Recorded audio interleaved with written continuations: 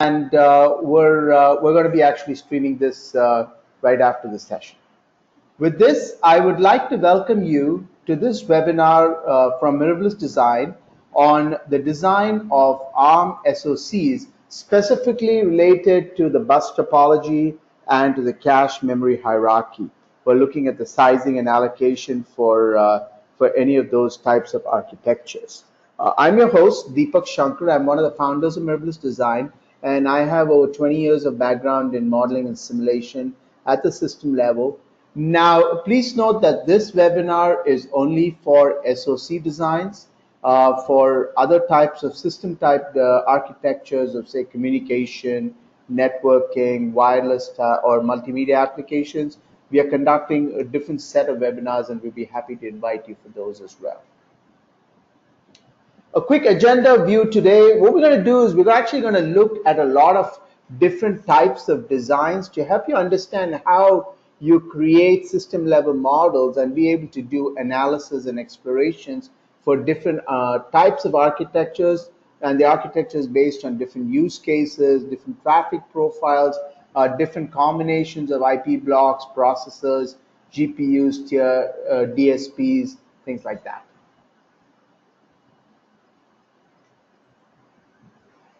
Now, what does Mirabilis Design enable? First and foremost, we're an environment that allows you to do a rapid prototype of your system and create a single specification that can be used for a variety of purposes, right from architecture exploration to getting your first customer design wins. The whole goal of architect exploration is to test it before you build it. So when you come up to verification, you're not going to find any surprises. Everything is going to be a smooth sailing.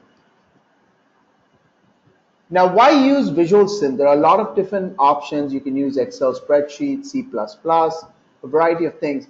The biggest reason is the libraries. VisualSim provides you the largest set of libraries, whether you want to do fully custom or a stochastic model or an architecture model. We provide you libraries in a variety of market segments. So it's not just ARM SoCs, but if you want to do something around power, PC, you want to do something around x86 or DSP or GPUs, we've got models in all those different market segments as well. Also, for you doing custom applications like memory controllers or SSD controllers or other types of applications. Our core expertise is in system level modeling. So what we have is an extremely high performance simulator, a graphical user interface to create models, integration with a variety of third-party tools and technologies as well. Now, this one here is a laundry list of the types of analysis. I'm not going to talk through every one of them, but just to give you an idea, you can be looking at the high-level sizing information, like what's going to be my processor speed, how much is the bus width, how much of memory capacity do I need, what's the buffer requirements on my FPGA, things like that, all the way down to where I've got to figure out how many masters do I send to a single TBU, and what should be the cache memory hierarchy in terms of anything from associativity to write-back policies to how big the table should be. This is from a pure hardware perspective. Then you have the task or the application perspective, which is how do I map these different application tasks onto these processor cores. So now in today's designs, you have 16, 32, 64 cores, a lot of hardware accelerators, GPUs, DSPs, all within a single SoC. So how do you efficiently allocate these different tasks onto these different hardware components such that you get the required performance, and also not create bottlenecks that will prevent you from meeting your timing deadlines. So to give you an example, I'm going to walk into the tool right now, and we're going to look at a couple of different architectures. The first architecture we're going to look at is something that's right here in front of you. And if anyone, again, has any questions, feel free to type your questions in the chat window, and we'll answer them right away.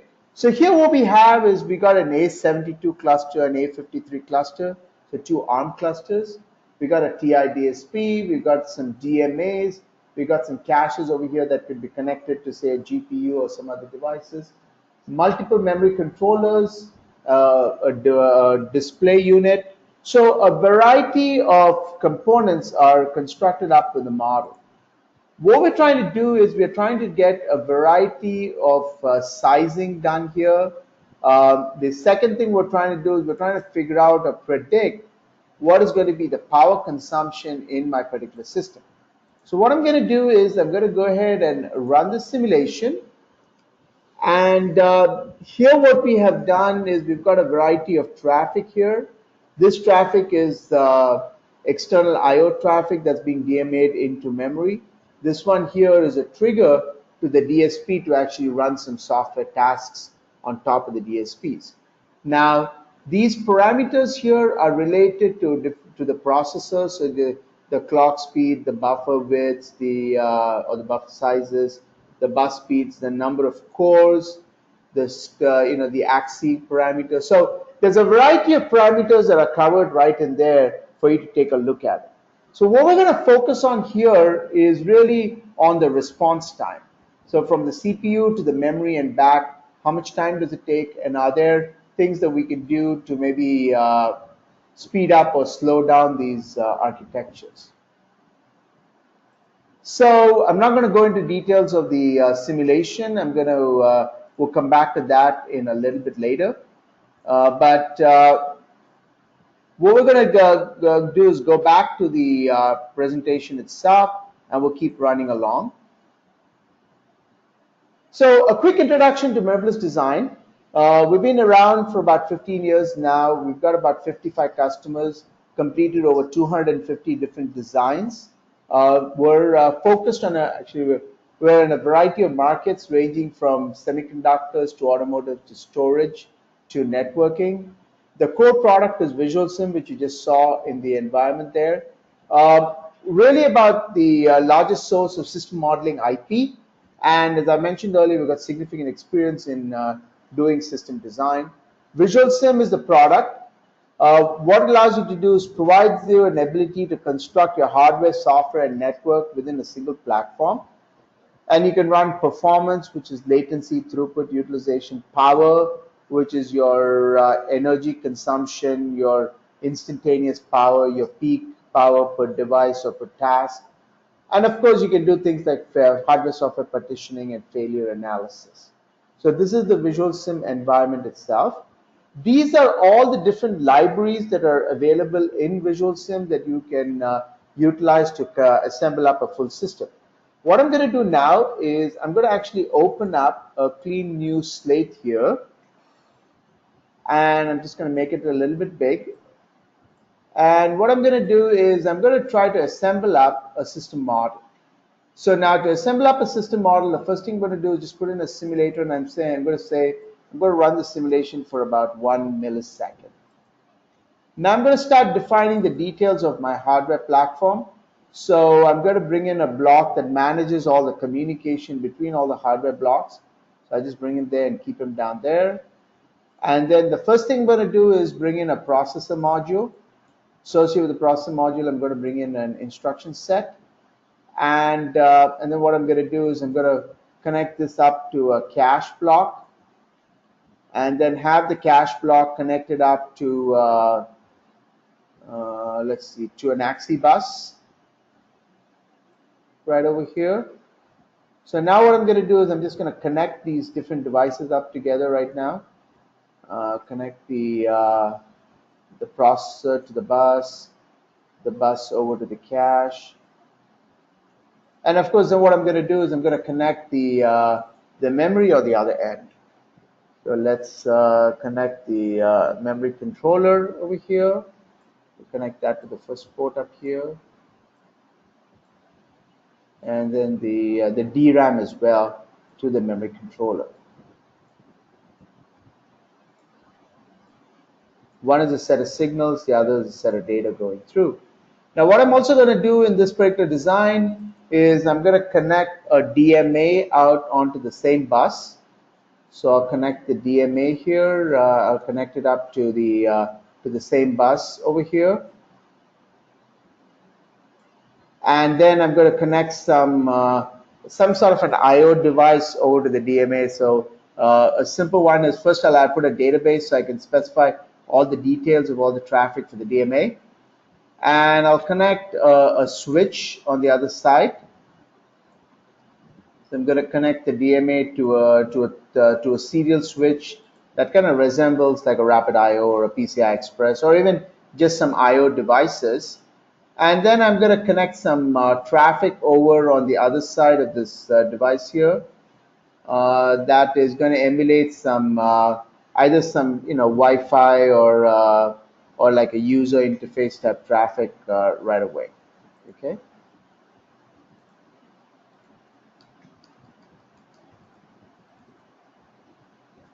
So with this, I can actually assemble up a full system model and be able to create a complete design of my particular architecture.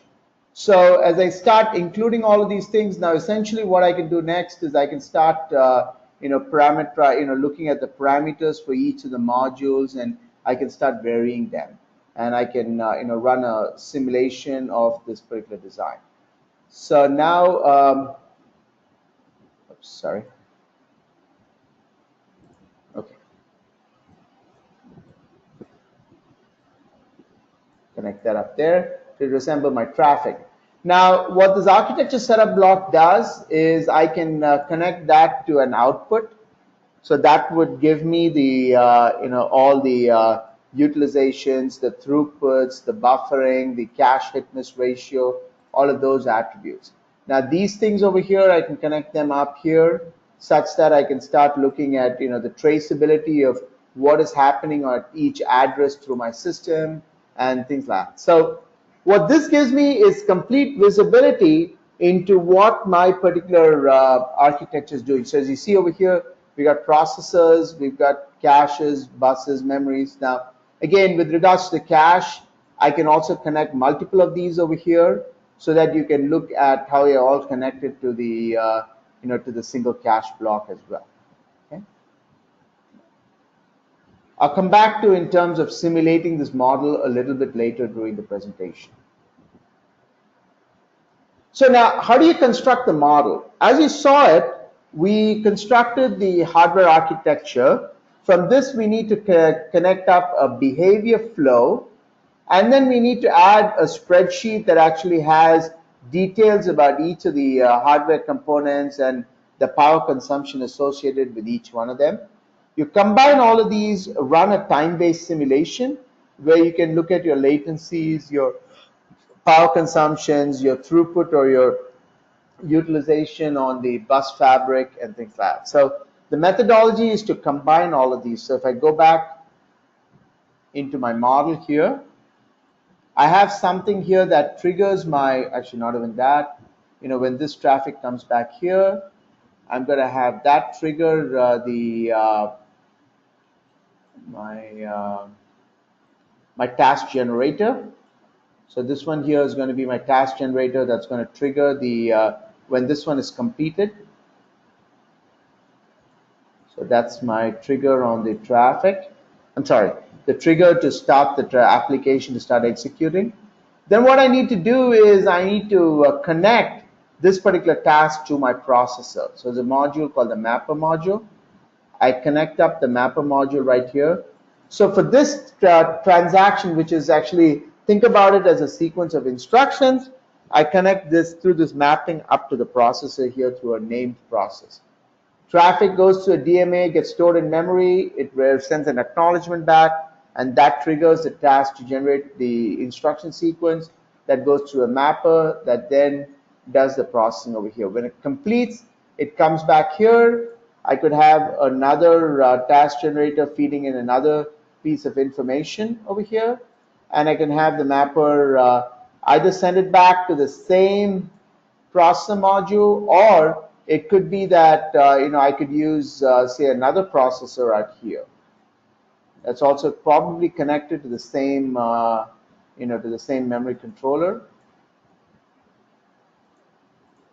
I'm sorry, to the same memory device. I'm sorry, it's the same cache device.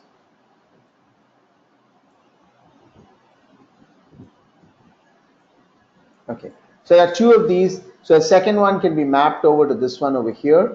How do you do the mapping? There's a name over here, so you can say core 2. This can say core 1. Oops. And I can name this to be core 1. And I can name this to be core 2. So that way this first one gets mapped over here, the second one gets mapped over here as well. So this way I can start building up my hardware architecture. At the same time, I can build up my use case here, the different flows, and I can also have different external interfaces that get loaded up to memory. So this is in a sense how I build up a complete architecture, a complete design as well. Now, why do we want to do a system level model? One of the challenges, if you notice over here, was that we only had 2 tasks and each of them was being sent to a different processor. Now, what happens if now these 2 tasks are requesting resource from the same caches and from the same memory? So when you start looking at that type of an architecture, what ends up happening is a lot of the shared resources get multiplexed in terms of being service requests from multiple hardware devices. So in this case, if you look at this one here, the I/O is sending it to the CPU, which uses the bridges and the buses here to get DSP access and back to I/O. So when I have a single stream, it's fairly easy to be able to compute exactly what's my consumption of resources on each one and what's going to be my latency. Now, the challenge comes up is when I start adding additional tasks. So here what we have is, going back to the design, I only have 1, but now what I can do is I can add another application over here. So let's say both of these.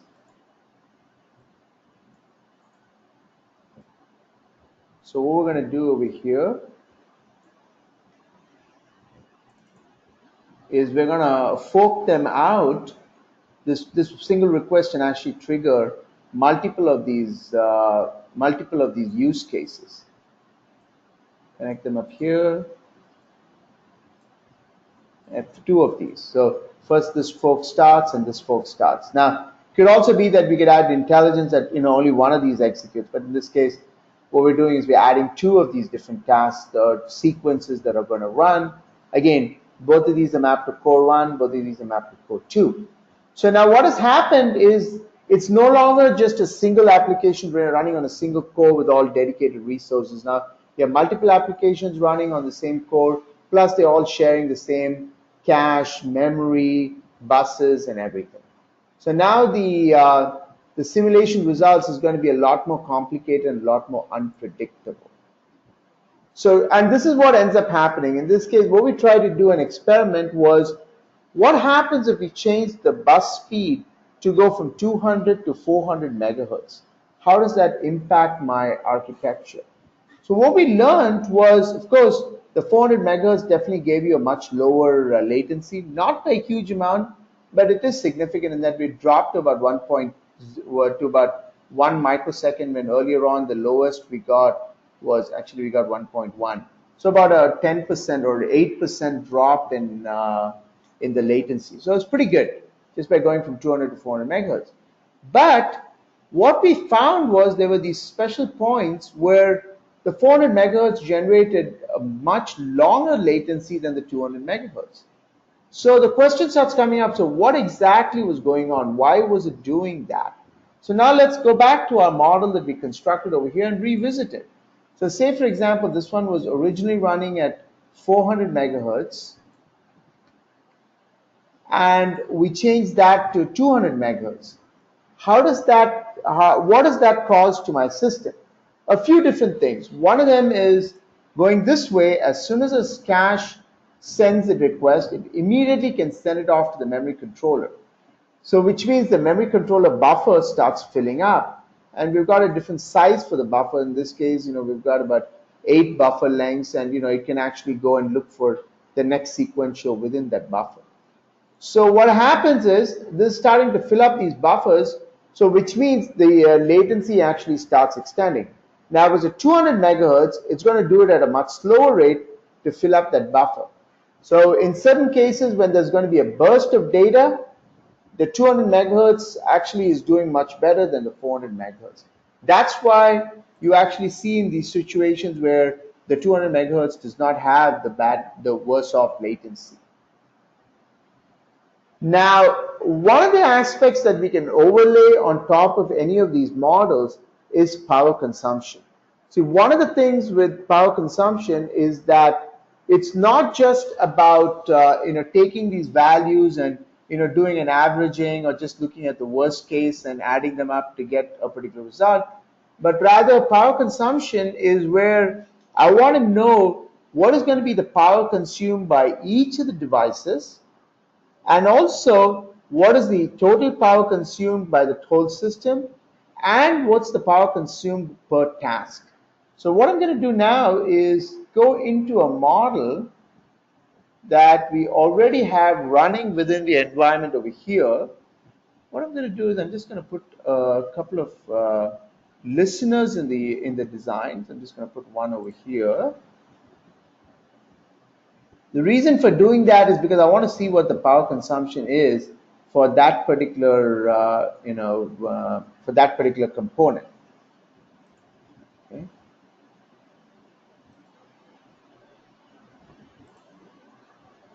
Let's put it over here. I'm going to go ahead and run the simulation.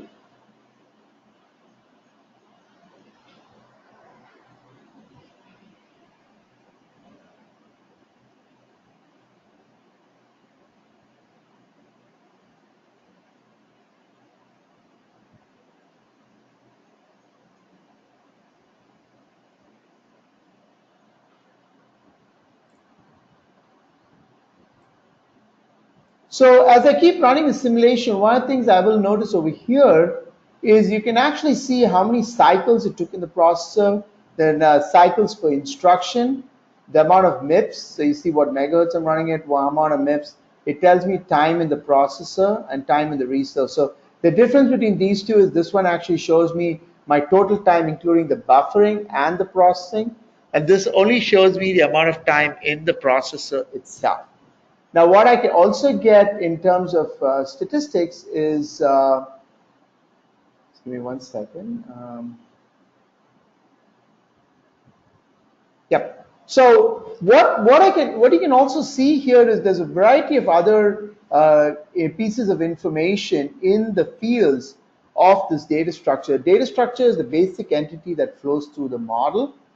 One of the things you see is the instruction sequence. So this is the instruction sequence that is associated with this particular task or part of my use case.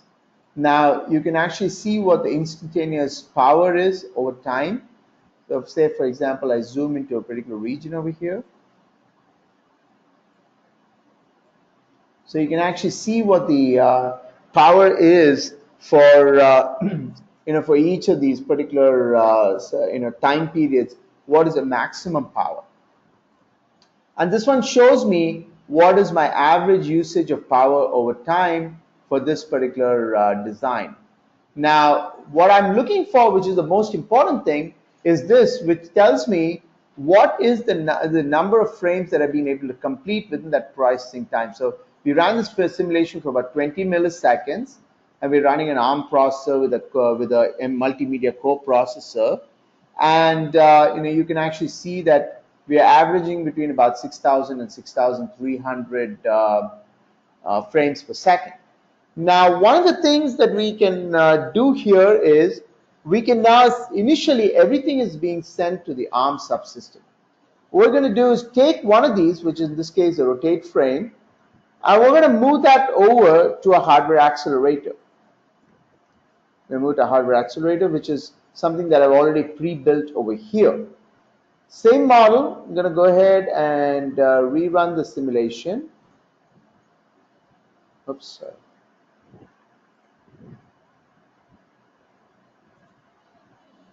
I'm going to go ahead and turn this off. It runs a little bit faster.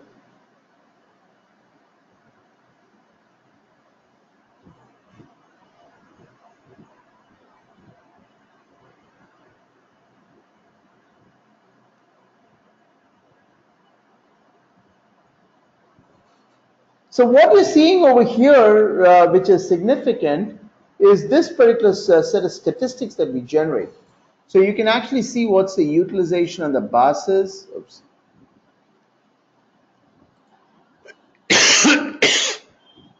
You can see what the utilization of the buses, the flash, the DRAMs. You can see what the pipeline utilizations are, the cache utilization. So it gives you a whole lot of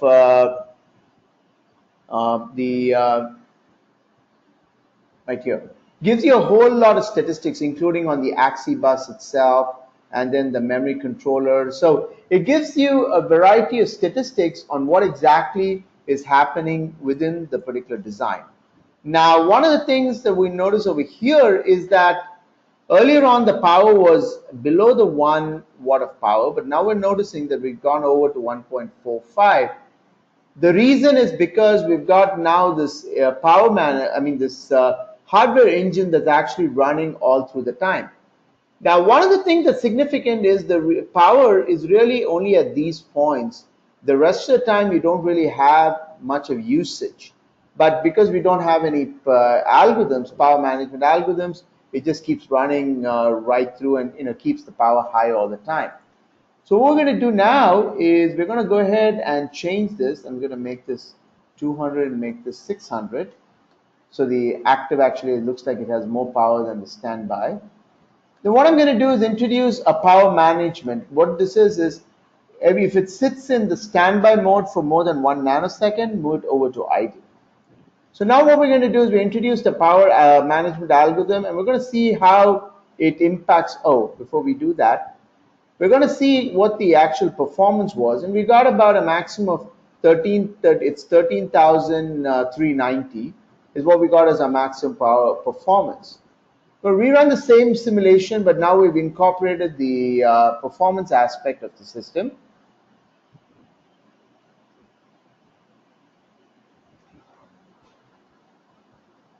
I'm going to go ahead and rerun the simulation.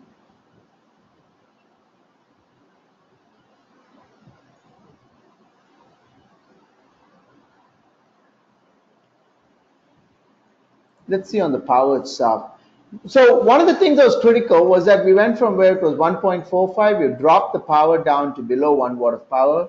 Notice here, we are only turning on the hardware engine as and when required. So if I zoom into one of these regions over here, it's actually a lot more than just one small spike. That's what you're seeing over here. There's a lot of activity. It's not just a single spike. But what is critical is that we've now gotten the power below the 1 watt of power, but obviously that's going to impact some of these other things. And you notice the spike this actually looks a little bit different from the previous design.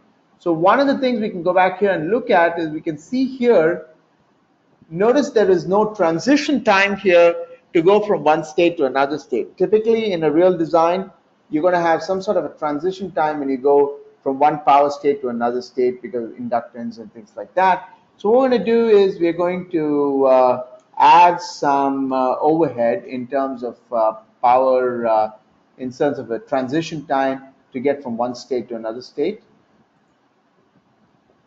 Exact same model. Notice here we started off everything software. We added some hardware accelerators. Then we added a power management. Now we're incorporating more accuracy in terms of the transition cycles and things like that as well. Okay. Same model, we're going to go ahead and rerun the simulation. Power actually goes up a little bit. Earlier on it was below 1. We're actually seeing some spikes here.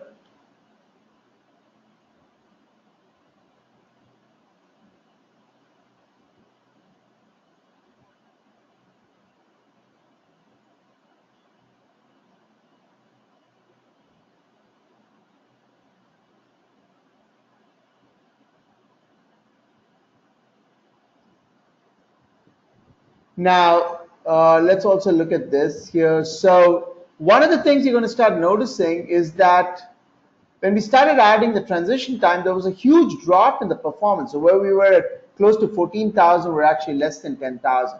So as we started adding more and more granularity to the model, see initially we didn't have all the details. but over time we started adding more and more granularity. You can start seeing how you can enable greater accuracy in your system. So now what I'm going to do is take a step back, because here what we were looking at is a fairly accurate representation of all the hardware components.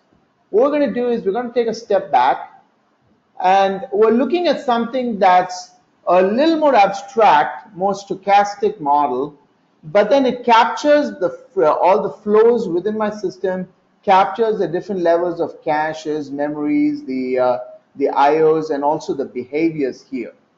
The purpose for doing this is that rather than going into all the details of the hardware in terms of every single cycle by cycle details, we're keeping it a little more abstract, where now the processor is being described more in terms of a scheduling algorithm with preemption, of course, a clock rate, a context switching time. So that's all we have in terms of how we're defining the processor. If you look at this particular design, and I go into this, which is a very detailed one, what you're going to see right inside of this is that I've got a complete instruction set, which is right over here. I've got the pipeline, I've got the context switching, I've got the instruction queue length, the number of integer floating point units, the number of caches, and all the details of all of those.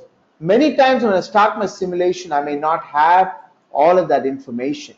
So what we're trying to do is, rather than have this going directly to something like this, we can start with something that's a far more abstract, but still gives you a good amount of detail in terms of what I have is my cores. So I got different cores.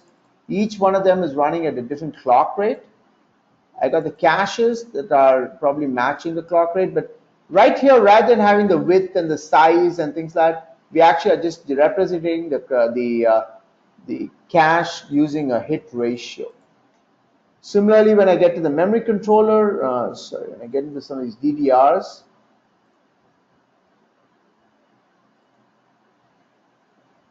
again, it's described using a scheduler, but I've got a different type of a clock speed for each one of those. Again, one of the things you notice is that I've got 3 different clock speeds. Each of these modules are actually running at different clock rates. So I'm not narrowed down to say everything has to be a multiple of everything else. They can all be in completely different multiplication factors. But what is key over here is 2 things. One is I've got all the flows defined going from my cores to my memory controller, from my IOs and PCI to the cores. But the second thing is the behavior. This tells me the sequence of activities, or what we call tasks, or in some cases could be threads, that are executing on these different cores over here. So here, for example, what I have is a behavior flow where I've got some sort of an interface, comes in through some buffers. There's a bunch of functions with splits, forks, and joins. So this is, in a sense, what is going to be executing on this particular hardware platform. So when I go ahead and run this,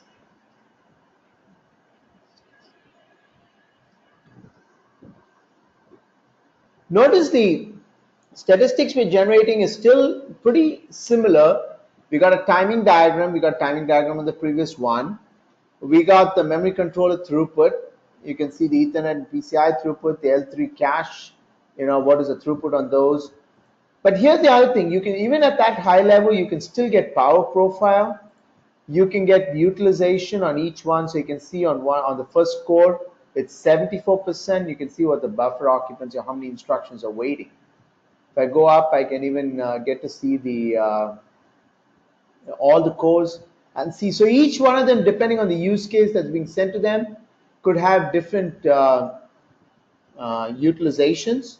So for example, you can see that this one is 62%, this one's 61%. But then when I go down to some of these, okay, here we go. We see one which is 92%. So you can see that some of these have a huge amount of utilization. Some of them have far less. And this here shows you the different cores, and it tells you, we're starting from core 8 to core 1, and you can actually see what the utilization of each one of those. So you can see this one is the 92% one. You can see there's one here which is sub 50, sub 60%. Now this one over here shows you over time what is my timing diagram in terms of all the different cores that I have in my design. So I got quite a few different cores here, plus my caches, my memories, my L2s, crossbars, everything. And you can see what the usage timing diagram is on this particular plot. So what it gives me is it gives me complete visibility. Even though I haven't put in all the details, it still gives me complete visibility into my usage, into my power consumption, into what my latencies and my throughputs are. So a lot of times you don't start with a very accurate model. You start off with something like this that gives you visibility into your overall system. And then based on this, you can start describing more details for each component. Say, for example, here, you notice that this one here, the black one here, which is the L1 cache of Core 5, has got these huge blocks of requests that are coming in. Also notice here right at the bottom, this is the DDR2. It's completely full, which means it's busy 100% of the time. So you got to start wondering, why is that particular that particular memory subunit or my memory bank being so busy? Is everything being sent over there? So those are things that you can do a quick analysis to try to identify what is causing this kind of a behavior or this kind of a bottleneck. And then when I go into my more detailed design, I can start ensuring that those details are also incorporated into my particular design. As I mentioned earlier, if you have any questions, feel free to provide them in the chat window that's there on your control panel on the right-hand side. Now, one of the things you can do in VisualSim is you can do a lot of energy analysis. Energy is not just the power consumption, as you just saw, the power management, but it also extends to including the battery, the photovoltaic cells, and things like that. The reason for this is it gives you the ability to understand what is going to be my battery life based on a particular application or based on my particular use model. Now, related to that, how much of charging do I need to provide so that this battery will always be within the within the range that it needs to operate in. So it gives me that kind of a visibility as well on my particular design. Now this one over here shows me what's my power profile, but also shows me what's my lifetime energy consumption. So this is over 3 million seconds. So it's a number of days as well. You can see what the power profile. This is an IoT subsystem. Now, what we want to do is in this particular webinar, we're really focusing on more of an IP-based and ARM IP-based architecture. What you are looking at in the design right now is this is the processor, the bus topology, the memory controller, the hardware accelerator, the use cases, the power management. So one of the things that's key, the hardware, the software, the use case, the power, performance, everything is incorporated into a single model. You don't actually have to go and build individual models for each one. Everything is built into one unit here. Now, in terms of power performance trade-off, you can actually see what is the power of each of the devices. In this case, we're looking at the Bluetooth as well. So what is the activity of the Bluetooth? How much of MIPS am I getting out of the processor core? So rather than seeing just a text display, now you're seeing a plot of that over time as well. So one of the things that a lot of times you have is not 100% of your design is not IP based or just standard component based. Some of them are also going to be where you got to do some custom designs where you may actually have clock boundaries, and for every clock boundary you may have a variety of transmitter receivers with some queuing, some processing, and things like that. So notice over here we got a variety of very hardware-centric parameters, and right here related to one of these blocks over here, you can see there's more hardware-related logic as well. So this is another thing that you can build up in VisualSim, is the ability for you to actually write more hardware description, still at a system level, but describe it in a more hardware-like manner. The reason for doing this is if there are specific hardware type microarchitecture analysis you want to do, you can reuse the same platform, either the stochastic or the detailed platform, and then just replace, say, the hardware accelerator block, replace it, and incorporate this fully custom component in there to see what the performance would be, again, based on the overall SoC or the overall architecture that I have. Now, one of the things you can do in VisualSim makes it very unique is you can extend the use of VisualSim beyond just the engineer's desktop, meaning that there's not just one person building the model, doing the analysis, doing the studies and coming up with an architecture, but rather it extends beyond that to where everybody within the community can be partners, can be customers, can be other folks that are involved in the whole ecosystem, be able to use the same design or same model to be able to make a variety of decisions. So moving on, I'm going to just bring up a browser here. So what I'm going to show you is I'm going to show you the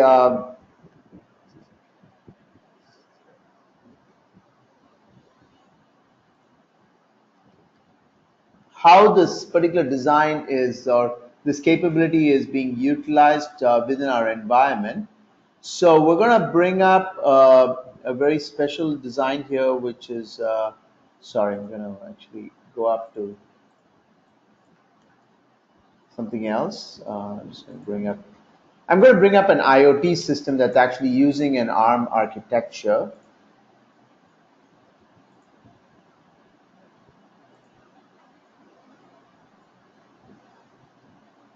Okay, so what you see over here is I've got lots of different IoT devices. You can see their parameters. I can click into them. I can see the battery details. You can see what's in the batteries. I can see the energy harvester. In this case, it's a time-based power generator. I can see the details of the actual processor. In this case, it's an ARM microcontroller. And what I can do is I can also bring up the model right over here.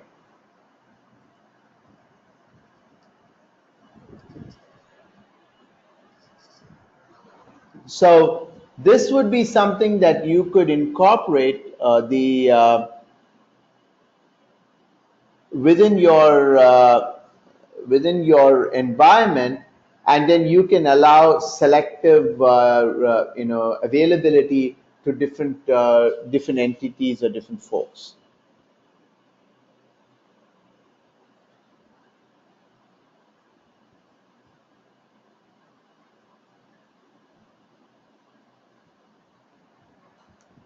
Well, just the first time around it takes a little bit of longer to come up.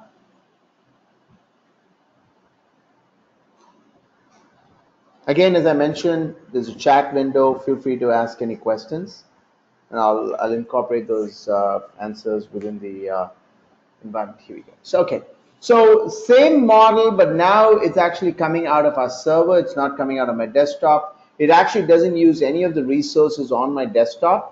It actually uses. It's actually using the server. It's downloading the application right from the server. So one of the things I can actually do, I can actually run the simulation right from within this browser. Why is this helpful? So someone that's a marketing person or a firmware person or even a customer can actually see what is going to be the performance of their particular use case or their particular traffic on this particular design that I might have. So allows you to be able to do very early, engage everybody within your organization to start using it or understanding what your architecture is.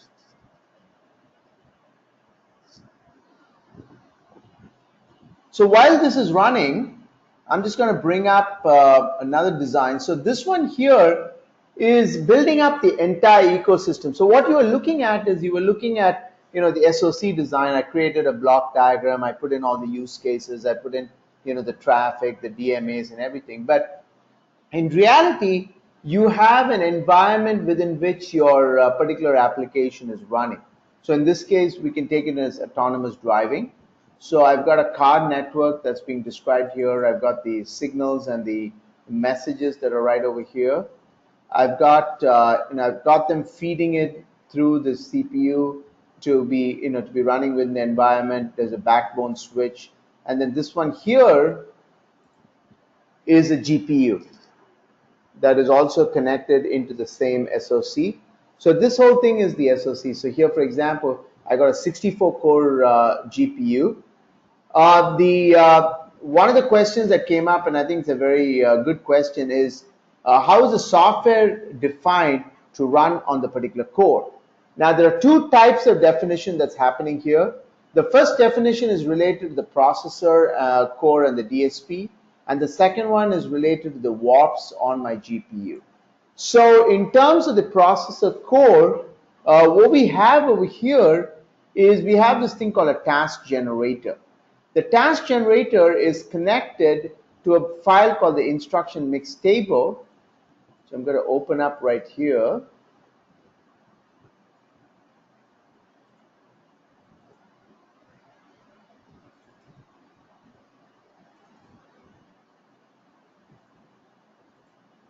So what it is that we take all the instructions, say in this particular case, the ARM instructions, we split them up into different types. And then for each of the tasks that we have in our use case, we allocate how many instructions for each and what is the percentage of each type.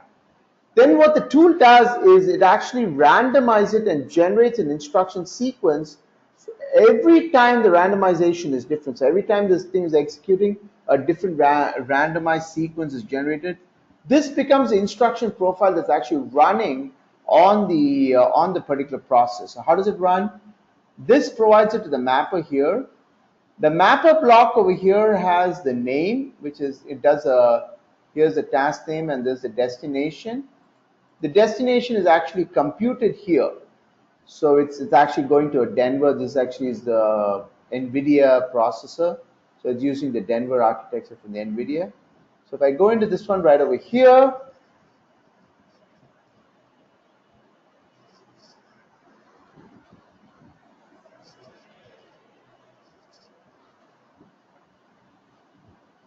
it's actually running on this particular processor with this particular pipeline. So what does that look like? Let's actually look at how exactly the pipeline, what exactly happens to the pipeline. Okay, we're going to go ahead and listen to this. We'll just run it for a very short period of time so we can actually see what happens in it and the pipeline.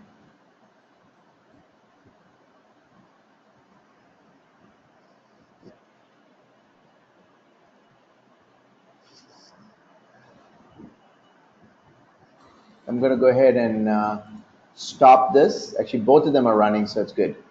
Show you two for a price of one. So what you're seeing over here now, notice that there's a lot of different names here. So there's different processors that are running, with different cores that are running at the same time. So as you go down, you can see the Denvers, the I1s, so a variety of them. But what the main thing about it is, you got a 5-stage pipeline. You can see each instruction as it moves through the different stages. You can see what is the current status of the stage. It's a stall or a flush or an active or a wait, and also which instruction is executing and which cycle count is it. So, and then as you go down, you can see more and more details. You can see extensive stalls, which means it's going all the way to memory or things like that.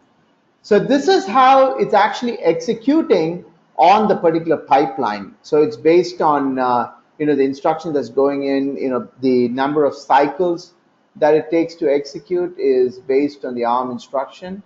So you got the entire ARM instruction set over here. So it actually, it's got the cycle count. So it bases that. It also has the other details, like for example, that is correct that the ARM A72 has a much longer pipeline than this particular one.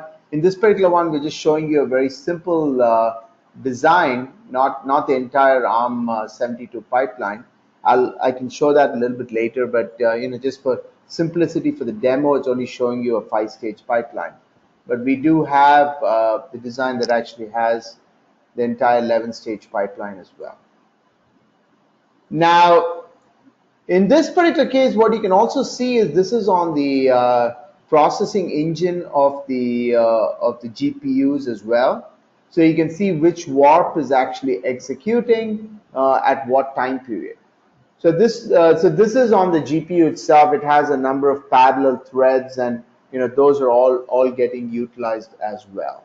So the GPU has a little more information. It's not just the instruction execution, because GPU has the math instruction, the special instructions, and memory instructions. So those are also incorporated into the particular architecture. Oops, I'm sorry. Open up the wrong one. Okay.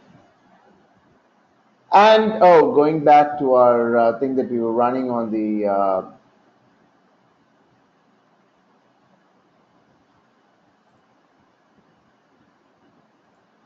so you can actually see over here, this model has finished execution.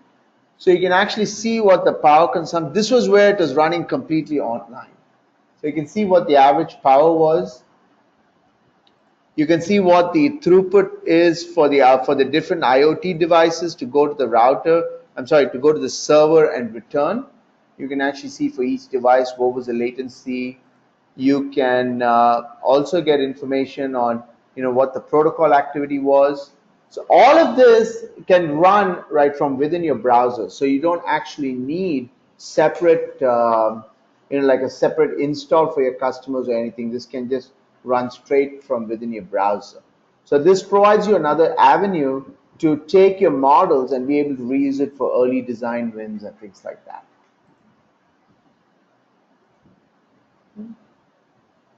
So what is the real motivation or reason for using early system design?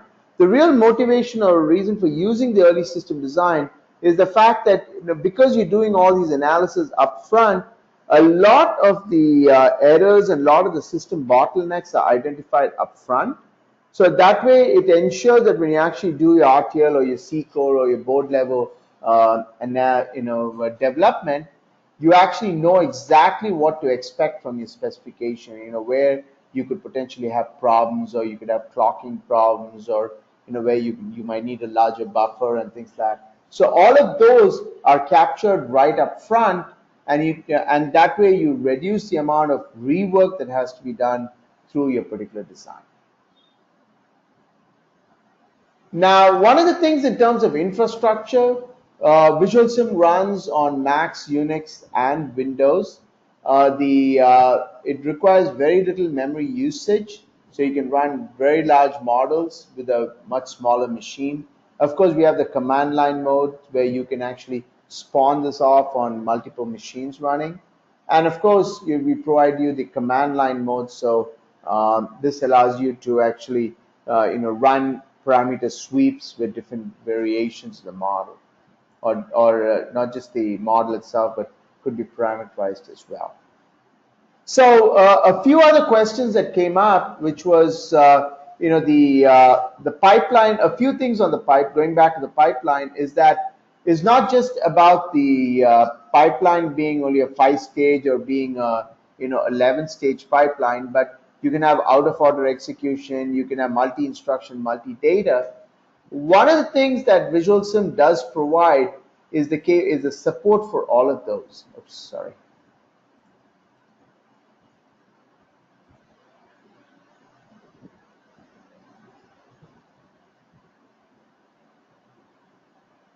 It's going to open up one of these.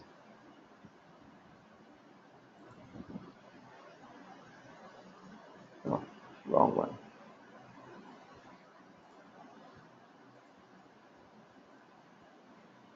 So you can actually have the processor where it defines words per cache access. You can have multiple words per cache access. You can also have multiple instructions per cycle. So you can have multi-instruction, multi-data. Now another capability that we have, and I'm going to run the simulation here and capture the transaction that's flowing through. I'm not going to run it fully. Just have one transaction come through so we can look at it. Is that there's some additional functionality that's available. For example, over here, we have this A instruction reorder. So if it says 1, it just means that I can only have 1 out of order. But say I have 3 or 4 or 5, it tells me that I can reorder for that many times. So what it allows me to do is allows me to to add functionality like out of order execution as well. And also if I have multiple execution units and I have a multiple dispatch, I can have multiple instructions being executed concurrently also. So there's support for that. So this one is the A instruction reorder capability we have. That's why you have an AIDX and AIDY. You also have support for addresses. So for your cache and memory controller has that ability.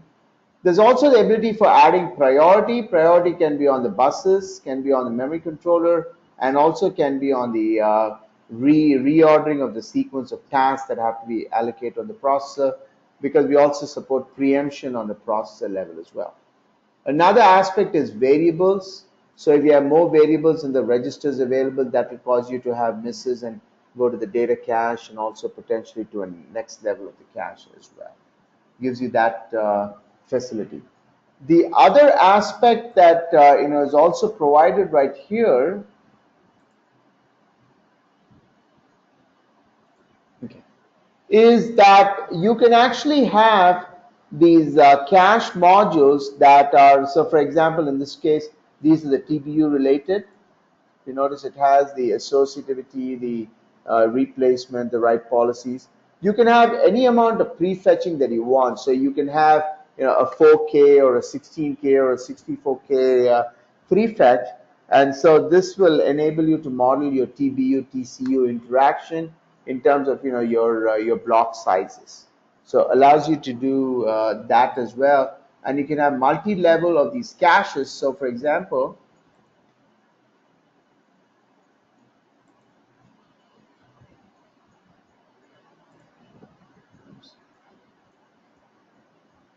showing you one of these designs over here.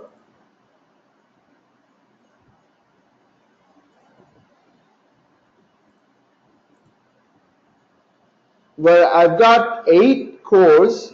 Each core has its first level IND cache and then a second level L2. But then through a switch, it actually all of them connect to the same third level L3 cache. Oops, sorry.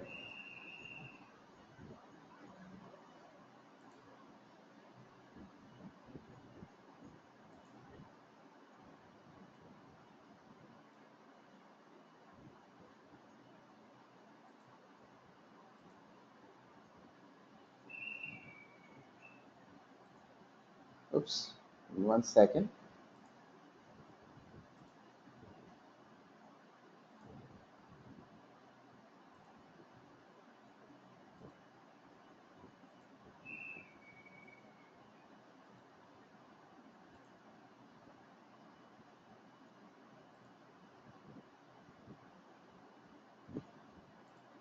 Oops. Looks like I shut down the model. Apologize for doing that.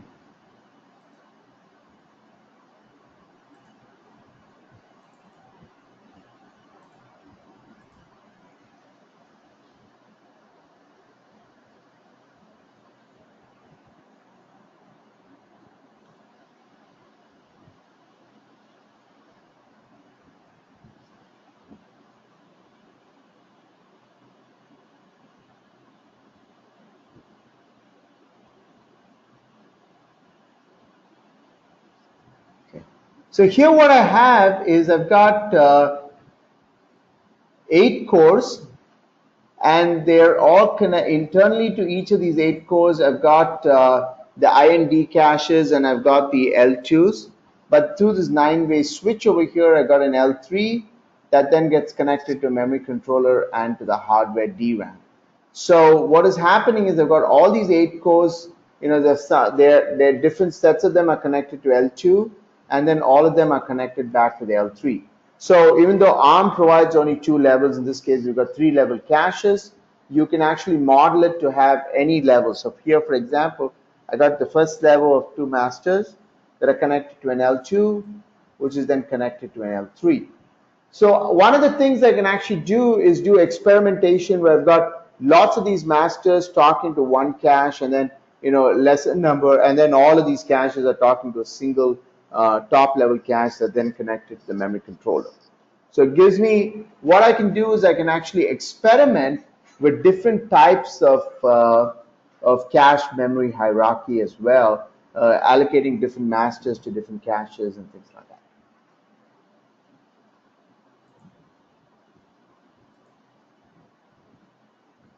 So with this, I want to wrap up the presentation. Thank you for being part of the presentation. I'm still around to answer any additional questions that you might have, and I can also follow this up with any follow-up emails that you would like me to answer additional questions. But I'm available right now to answer any additional questions.